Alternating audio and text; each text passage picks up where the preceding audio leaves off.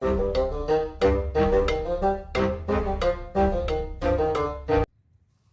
and welcome to the Critically Clueless. Today's video is all about Mountain Blade Bannerlords 2. More specifically, we are going to be talking about attribute points today. And if you're interested and want to see more videos on Mountain Blade, don't forget to hit that like button and of course subscribe to the channel. Now I'm going to try and make this video as short as possible. Basically, bottom line, I have got to be about 20-25 years into my current playthrough. I've played this game for a couple of hundred hours now. And for an embarrassingly long time, I completely overlooked attribute points. I didn't assign them properly. I had maybe 10 or 12 attribute points to actually pop on in different places, and I never bothered doing it. So I'm going to talk to you about what exactly we're going to need them for and why they are so important.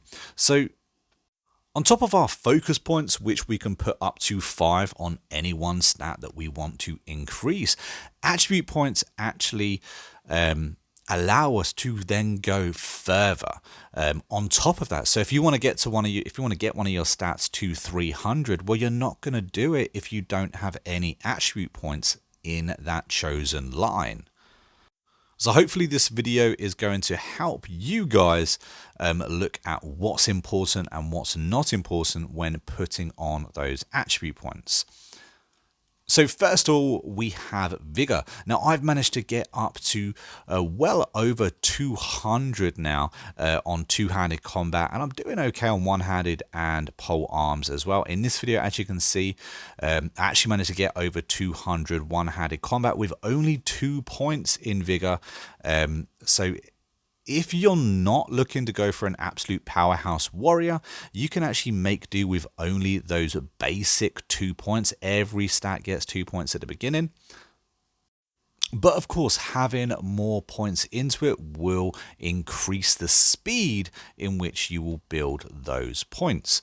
And one-handed, two-handed, and pole arms, they're all pretty good. I would pick either one-handed or two-handed personally, but 2 points will get you enough points. And the next one's going to be exactly the same.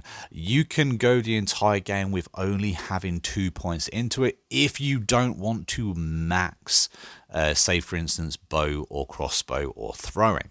So 2 points will get you enough there. One of the most important stats to actually put your attribute points into, however, for me personally, was endurance. If you don't want to be riding around on those basic tier horses, you're going to want a high endurance points. I recommend going up to 8, and the reason I recommend going up to 8 is because smithing in this game is so overpowered. If you want the 300 mark when it comes to smithing, then you are going to need 8 points and 5 focus points into endurance, and of course then into smithing. But even if you put those focus points in, if you don't have those 8 endurance points, it's not going to happen. So again, that's why I recommend putting 8 points into endurance, or 6, because as I said, every one actually starts with 2 in the first place. The next one, as for me personally, as you can see, I don't prioritize scouting or tactics. Having a good scouting can be very important. Having a good tactics can be very important. And again, popping that up maybe to 4, 5 would be a good marker for your character here. And then in social, so many things can be impacted in your game, so having a decent social is a really good idea. Personally, I have put an extra 4 points into this, bringing it up to 6, and I found I've managed to get to a high level in charm, leadership, and trade with only those 6 points total in it. And lastly, intelligence. Again, this is another one that I've personally only put 2 points into, and I found I've managed to get a decent amount of stewardship level from my intelligence with only having those extra 2 points, bringing it up to 4. Ultimately, I hope this video helps people understand that those attribute points and putting them in the correct places, or just actually using them at all, is so important for your game. I personally found that in my very first playthrough, I got stuck. So for instance, social, I just didn't have enough points to get my charm, my leadership, and my trade up high enough because despite having the correct amount of focus points, my characters didn't have the bandwidth in order to get any more points on because my social skill was just too low. So make sure you actually spend them. Top left hand corner, currently I have 0. If I had 1, they would be indicated by a 1 there for me to spend on whatever I wanted to spend it on.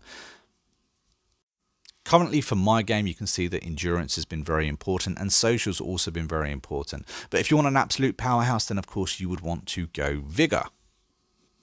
But anyway, I hope this video has been useful to at least one person. And if you have learned something or just found this video entertaining, don't forget to hit that like button and of course subscribe to the channel. There will be more Bannerlord videos coming very soon. I'm going to be doing a complete guide on this series. Thoroughly enjoyed the game and I'm hoping that you guys are too. Until next time, I've been a monk and I'll see you later.